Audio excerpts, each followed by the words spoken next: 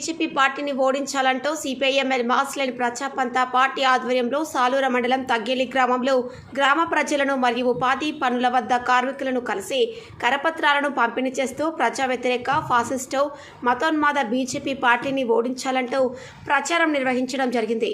కార్యక్రమంలో CPIML Mass Line Praja Pantha Bodhan division సహాయ కార్యదర్శి బి మల్లేష్, బోధన్ మండల కార్యదర్శి పడాల శంకర్ మరియు తగ్గేలి గ్రామ నాయకులు లాలయ్య, దేవేందర్, గంగాధర్, బాబు, నాగయ్య తదితరులు పాల్గొన్నారు. సరే మిత్రులారా, రేపు జరుగుతున్నటువంటి పార్లమెంట్ ఎన్నికలలో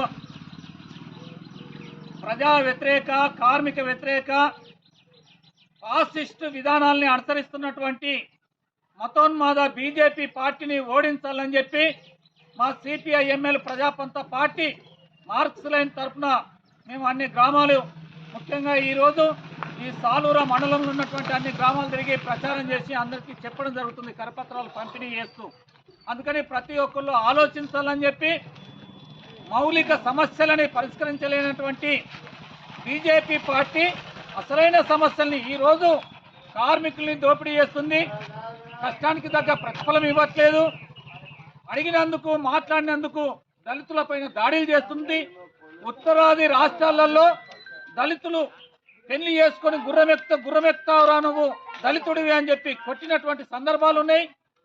మహిళల్ని బట్టలిప్పేసి ఊరేగిస్తున్నటువంటి సందర్భాలు ఉన్నాయి.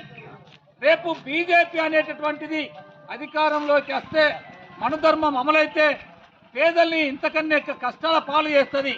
అందుకని బీజేపీని ఓడించమని చెప్పి మేము పిలుపునిస్తున్నాం. మీరు అందరూ ఆలోచించాలని చెప్పి, బీజేపీకి వ్యతిరేకంగా ఓటేయాలని చెప్పి, ఇక్కడ కాంగ్రెస్ గెలిచే అవకాశం ఉంది కనుక కాంగ్రెస్ అభ్యర్థులను మనం గెలిపిద్దామని చెప్పి అందరికీ మేము అప్పీల్ చేస్తున్నాం.